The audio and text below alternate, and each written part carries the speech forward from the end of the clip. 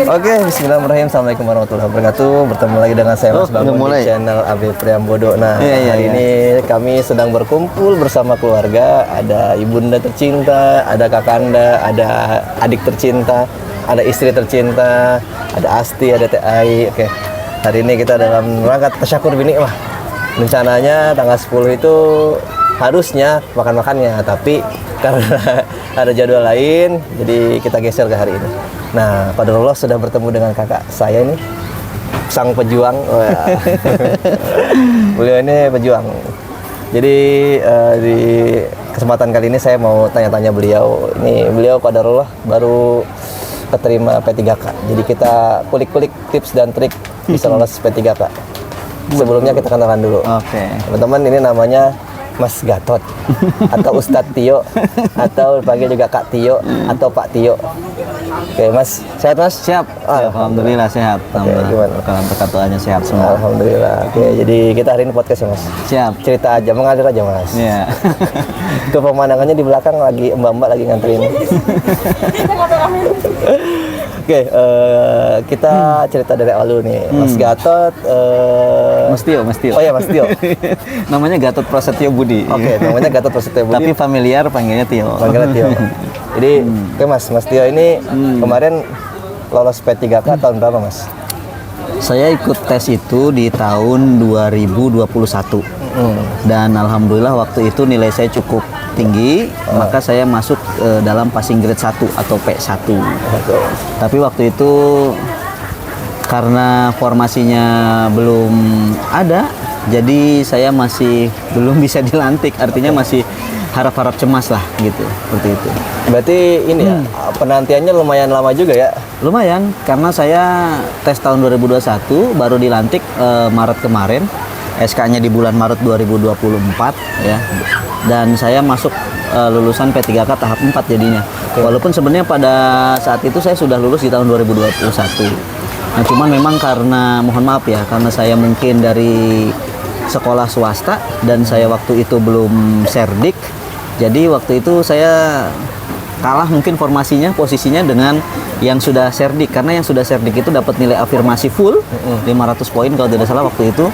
Dan posisinya juga saya waktu itu di swasta. Jadi mungkin pemerintah mengutamakan P3K yang honor-honorer P3K yang mengabdi di negeri dulu. Nah, makanya banyakan yang tahap 4 ini selain yang diangkat dari sekolah negeri juga kami yang dari swasta gitu. Walaupun tesnya sudah lulus dari tahun 2021 dan masuk golongan P1 loh. P1. Nah, prioritas P1, pertama, bukan P2, bukan P3. Berkat nilai saya sendiri hasil tes. Oke, itu gitu. Berarti penantian kurang lebih 3 tahun ya Mas? 2021 sekarang 4 ya, hampir 4 tahun lah, jalan 4 tahun lah. Nah, itu tadi kan gimana nih? Ini kita dari awal dulu. Gimana caranya bisa masuk prioritas pertama tuh? Ya, tentunya pertama tidak lupa kita doa. Dan juga harus punya semangat yang tinggi. Dan keyakinan yang tinggi juga. Ya. Doa, semangat yang tinggi, keyakinan yang tinggi, dan juga tentunya tidak lupa minta restu kepada orang tua. Dan juga tentunya melakukan amaliyah ibadah kebaikan yang lain supaya orang tua ridho, kemudian Allah Subhanahu wa taala Tuhan yang Maha Esa juga ridho, sehingga kita mudah jalannya. Nah, waktu itu saya sebenarnya ini cerita sedikit ya. Saya itu sebenarnya dalam hal ASN itu sebenarnya sudah hampir putus harapan. Kenapa? Karena usia saya sudah lewat 35. Udah lewat 35.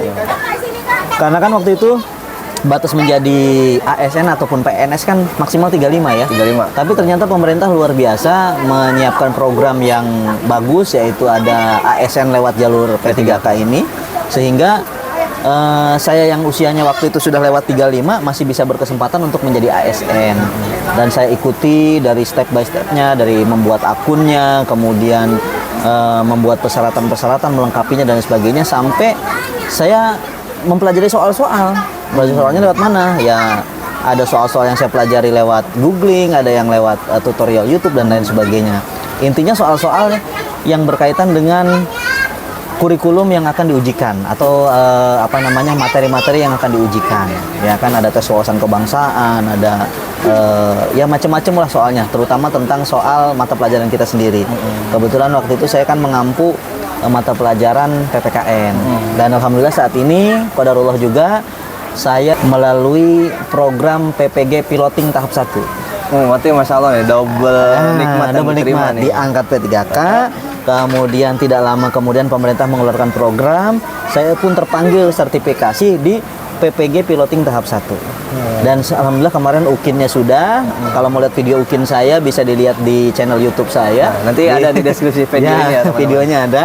Kemudian juga saya juga sudah melakukan UKPPG ataupun tes ya, dan sekarang tinggal nunggu hasilnya. Insya Allah tanggal 8, doain aja permisa di tanggal 8 bulan Oktober ini saya bisa lulus PPG di Berarti 3 hari lagi nih, 3 hari lagi. 3 hari Semoga lagi. Insya Allah lulus dengan hasil terbaik. Amin, amin, amin. Pokoknya pemirsa ini jangan patah semangat lah. Artinya terus tetap optimis. Jadi intinya tadi niat Mas ya. Ya, Pertama niat, restu orang tua juga penting ya. Kalau misalkan restu orang tua ada tapi nggak niat ya susah juga. Ya. Karena memang dalam hal pemberkasan memang cukup detail, cukup kalau orang gampangnya bilang mah katanya mah ribet lah. Iya. Ya, karena memang kan harus ada apa namanya ijazah SD, SMP, SMA, surat ini, surat itu ya kan, SK segala macam. Memang waktu itu tapi mengalir aja, dijalani pelan-pelan, Nah, itulah perjuangan. Betul. Kalau tidak ada jerih payah namanya bukan perjuangan kan? Namanya apa? Nah, alhamdulillah kan sekarang kita bisa menikmati hasil. Ya, betul. Ya, dari sekian mungkin ribu orang, ya, tahu-tahu kita juga bisa lulus kan luar biasa. Di luar sana kan banyak orang yang memimpikan, mohon maaf ya, menjadi ASN, ya kan, menjadi abdi negara. Dan alhamdulillah berkat orang tua, saya pun tidak pernah mimpi mau jadi ASN, tapi ternyata qadarullah, ya alhamdulillah, bisa capai, bisa memakai PIN Korpri, Kops, pegawai Republik Indonesia kan bergabung gitu. Nah, tadi berarti kan juga ada belajarnya ya Mas. Oh, pasti harus. Nah, kita pengen tahu Jangan nih kalau jumawa. soal P3K itu apa sih yang dipelajari? Apakah kalau di CPNS itu kan dulu ada yang namanya TIU, TWK, TKP itu untuk yang tes awalnya, baru nanti ada soal teknisnya. Apakah sama seperti itu? Sama, atau gimana? sama. Karena kan sebenarnya P3K ini adalah ASN juga, cuman beda jalur kan kita kan. Kalau CPNS itu untuk Mas Bangun dan rekan-rekan yang lain yang usianya masih fresh graduate, Ya, artinya di bawah 35. Tapi kalau untuk kami yang sudah lewat dari fresh graduate, maka kami masuknya lewat jalur P3K. Yang nantinya ini CPNS, ini P3K, ujungnya satu, yaitu ASN, ya kan? Nah, untuk soal itu sama dengan PNS, kita juga ada diklatnya juga sama. Ada diklatnya bagaimana kita tingkah laku kita sebagai seorang ASN, bagaimana kita menghadapi masyarakat, melayani masyarakat begitu. Berarti model soalnya kurang lebih sama kayak CPNS ya? Sama semuanya, nggak ada beda. Nah, ada juga soal wawancara. Mungkin bedanya istilahnya aja kali ya. Istilahnya ada saja. sosiokultural segala macam itu. Iya, ada juga sosiokultural, sosiokultural juga saya ada waktu itu, soal-soal itu ada semua, dan itu semua kan banyak referensi lah ya, bisa kita dari buku, bisa dari, tetap kita harus belajar lah, nggak boleh jumawa. Harus belajar minimal ketika soal itu muncul tring ada bayangan ya, gitu. Betul. Jadi artinya tidak serta merta pengalaman mengajar sudah sekian tahun jumawa saya nggak usah belajar. Ada kan yang begitu. Betul. Nah, terus juga kan kadang-kadang orang seperti ini menganggap jadi PNS atau jadi ASN itu harus bayar uang sekian, harus pakai duit. Alhamdulillah demi Allah, saya tidak pakai uang sepeser pun, saya murni hasil ikutan tes, apa yang diprogramkan oleh pemerintah saya ikuti dengan baik, pelan-pelan, dengan teliti, alhamdulillah hasilnya sekarang. Jadi intinya step by stepnya dilewati, nggak ada yang instan. Nah, terus untuk penempatannya sendiri Mas, ini kan kalau untuk kita nih waktu CPNS, misalkan dari awal kita sudah menentukan daftar di instansi A, kita ikut tes, berarti kan lolos di instansi tersebut. Nah, kalau guru yang di negeri mungkin juga sama kali ya. Tapi kalau yang swasta gimana tuh Mas? Kok bisa nanti penempatannya kayak gimana gitu? Oke. Di tahun 2021 itu, waktu awal saya daftar, itu di kolom pendaftaran itu ada, kita bisa memilih lokasi. Misalkan saya ingin lokasinya di SMA 1 Bekasi, atau mungkin saya bisa memilih di mana, itu bisa. Oh, bisa memilih sendiri. Tapi setelah angkatan kami nih yang angkatan keempat, ya kan, itu tidak bisa memilih, tapi ditentukan sesuai dengan domisili terdekat. Nah, makanya misalkan kita sekarang domisili di Bantar Gebang, Ya kita ditempatkan di sekolah-sekolah negeri yang di Bantar Gebang itu yang memang kekurangan guru. Seperti itu. Sekarang alhamdulillah pemerintah itu luar biasa. Jadi nggak sampai kita harus ditempatkan, mohon maaf ya, walaupun kita ruang lingkupnya ASN itu siap ditempatkan di mana saja, tapi tetap pemerintah ternyata punya perhitungan untuk memperhatikan jarak dan sebagainya. Apalagi kan kami guru-guru udah banyak yang mulai sepuh lah ya. Itu angkatan saya itu, angkatan kami itu, saya lihat banyaknya ditempatkannya itu ya sesuai dengan domisili. Misalkan dia di Tambun, ya ditempatkannya di Tambun. Tapi kalau waktu awal-awal dulu 2021 masih bisa milih, masih bisa milih gitu, masih bisa milih formasi. Kalau sekarang nggak, ditentukan pemerintah, tapi dengan kebijakan yaitu yang terdekat dari domisili. Makanya good job nih pemerintah Kemendikbud Republik Indonesia, luar biasa nih.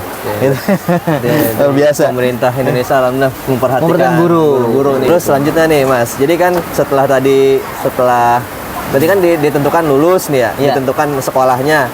Terus langkah selanjutnya apa tuh tempo hari yang Mas Gatot lakukan? Pemberkasan lagi atau seperti apa? Iya, betul. Tes kesehatan? Iya, setelah dinyatakan lulus, ya kan, kita pemberkasan ulang karena sudah tahun 2021 kan ya, tahun yang lalu. Jadi pemberkasan ulang, kita bikin SKCK lagi ke Polres, kemudian kita MCU ke rumah sakit di bawah naungan pemerintah. Artinya dokternya yang punya NIP ya.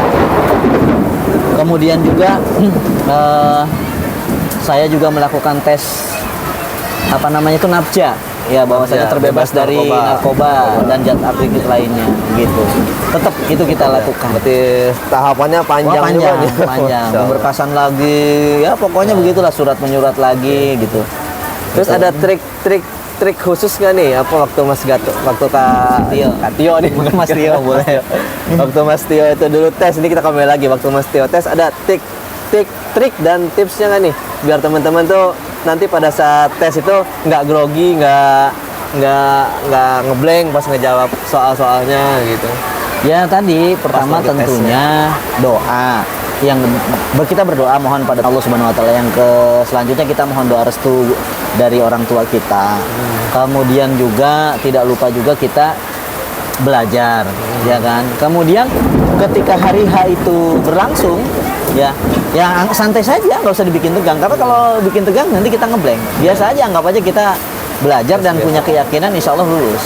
Kan gitu. Apalagi saingannya banyak nih, apakah saya harus terbaik nih, ada perasaan itu nggak? Biasa aja, jangan terlalu inilah, pokoknya mengalir aja, biasa aja, santai, jalanin, pahami, pelajari soalnya satu persatu, dijawab ya kan dengan teliti, dengan seksama, udah itu aja, nggak usah terlalu yang waduh soalnya nanti serem. Kalau bayangan kita soalnya udah serem, nanti munculnya akan soalnya seperti itu. Apa yang kita pikirkan itulah yang akan terjadi. Jadi mindset mempengaruhi. Makanya saya santai aja sebelum tes. Yang penting misalkan tesnya jam 7, kita udah standby jam 6 supaya kita bahasa kitanya jangan gerabak-gerubuk lah. Sehingga ketika kita sampai lokasi yang ditentukan, di lokasi tes kita bisa ngopi dulu, bincang-bincang dulu sama temen. Kemudian malamnya juga kita jangan sampai begadang, ya kan? Happy aja biasa. Berarti mengalir aja ya. Mengalir aja, nggak usah tegang, nggak usah dipikirin, terus nggak usah juga SKS. Misalkan besok mau ujian nih, nanti malam ini kita belajar, jangan, nggak usah. Kalau besok sudah mau ujian, malamnya kita nggak usah belajar lagi, fresh kan pikiran, santai, makan dengan keluarga, jalan biasa, ngopi bareng biasa aja gitu. Tenang aja, Belajarnya justru minggu-minggu sebelumnya, gitu. Jangan mudah memepet. Kalau sudah mepet, fresh kan pikiran, tidur, ya kan, besok biar fresh gitu. Tadi berarti intinya harus tenang, harus fresh ya. Tenang. Iya. Nah, terus jadi kurang lebih itu teman-teman, apa yang dialami oleh kakak Mas sendiri. Tio nih, kakak saya sendiri, dan real, tidak mengada-ngada, dan juga saya mengalami kurang lebih hal seperti yang beliau rasakan. Nah, di sesi alhamdulillah hujan ya. Alhamdulillah hujan. Barokah ini kita masih banatian. Jadi di akhir video ini nih Mas, jadi coba mungkin Mas Gatot atau Mas Tio ada saran-saran buat teman-teman yang sebentar lagi sedang menghadapi P3K nih Mas. Jadi kan sekarang sudah mulai tahap pendaftaran nih, teman-teman kita nih sudah mulai pendaftaran P3K. Ada pesan-pesan nggak buat teman-teman supaya tadi teman-teman itu bisa lancar melalui itu semua? Ya, pesan-pesannya tentunya karena kita berkaitan dengan ujian ataupun soal, perbanyaklah belajar referensi-referensi, kita cari dari googling atau dari YouTube dan lain sebagainya. Apa saja sih kira-kira soal yang akan keluar? Tentunya kan ada kisi-kisi ya, ada kisi-kisi, pelajari. Tapi pelajarinya juga sambil tadi, nggak usah terlalu tegang, santai saja. Biar kita juga fresh. Maklum, kalau sudah seumuran kita gini kan tidak seperti dengan anak sekolah yang waktu baru ya kan, pikirannya masih fresh. Kita kan sudah bercampur dengan pikiran rumah tangga dan lain sebagainya kan. Jadi santai aja, relax, kemudian yakinkan kita pasti lulus, yakinkan pasti kita bisa ya. Kemudian ya intinya doa, usaha, insya Allah dijabah oleh Allah Subhanahu Wa Taala, Tuhan yang Maha Kuasa. Semangat teman-teman. Jadi teman-teman yang mau menghadapi ujian P3K Ataupun semangat, ya, insya Allah jika sudah rezekinya tidak akan pernah tertukar. Betul. Tidak akan, Allah itu sudah memberikan rezeki, sudah tertakar, tidak akan tertukar, apalagi nyasar, Mas. Ya, apalagi nyasar, insya Allah. Ya buktinya saya, udah 4 tahun saya pikir hilang. Betul. Saya pikir nggak ada, ternyata masih ada database-nya kan. Betul. Dan alhamdulillah terangkat. Walaupun telat tidak masalah. Ya kan, karena memang juga kan pemerintah menempatkan orang sekian ratus ribu orang kan luar biasa. Nah, pemerintah kan lagi mengatur posisi di mana untuk yang terbaik untuk kita. Dan alhamdulillah kan sekarang kita bisa bertugas dekat rumah kan. Betul. Harus ke daerah lain. Masih dalam satu wilayah kabupaten kota, masih bisa dijangkau lah. Bisa dijangkau. Oke teman-teman, kurang lebih seperti itu obrolan singkat saya bersama Mas Tio ini, kakak saya yang qadarullah telah Allah berikan nikmat lolos P3K. Sekian teman-teman, semoga video ini bermanfaat dan bisa menginspirasi teman-teman semua. Bila taufiq wal hidayah. Assalamualaikum warahmatullahi wabarakatuh.